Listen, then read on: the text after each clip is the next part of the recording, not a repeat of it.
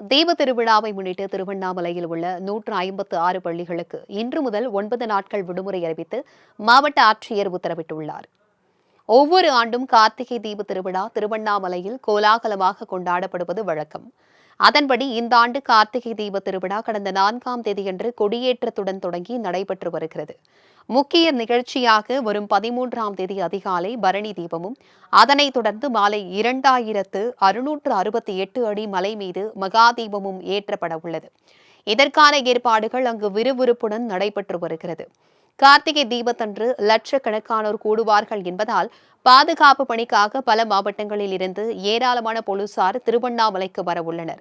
அவர்கள் தங்களுக்கு ஏதுவாக இன்று முதல் 16ஆம் தேதி வரை 9 நாட்கள் 156 பள்ளிகளுக்கு விடுமுறை அளித்து மாவட்ட ஆட்சியர் பாஸ்கர பாண்டியன் உத்தரவிட்டுள்ளார். மேலும் கார்த்திகை தீப திருவிழாவை ஒட்டி திருவண்ணாமலைக்கு 4089 சிறப்பு பேருந்துகள் இயக்கப்பட இருப்பதாக தமிழ்நாடு அரசு போக்குவரத்து கழகம் அறிவித்துள்ளது. தீப திருவிழாவின் போது கூட்ட நெரிசலை தவிர்க்கும் வகையில் திருவண்ணாமலையில் 9 இடங்களில் தற்காலிக பேருந்து நிலையங்கள் அமைக்கப்பட உள்ளதாகவும், கிரிவல பாதையை இணைக்கும் வகையில் 40 கட்டணமில்லா சிற்றுந்துகளை இயக்கவும் திட்டமிடப்பட்டுள்ளது.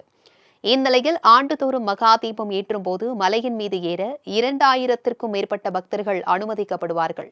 ஆனால் இந்த ஆண்டு மலைச்சரிவால் 7 பேர் உயிரிழந்த நிலையில் பக்தர்கள் மலையேற அனுமதிப்பது குறித்து ஆலோசிக்கப்பட்டு வருகிறது. மலையில் இன்று தொழில்நுட்ப வல்லுநர்கள் ஆய்வு செய்ய உள்ளதும் குறிப்பிடத்தக்கது.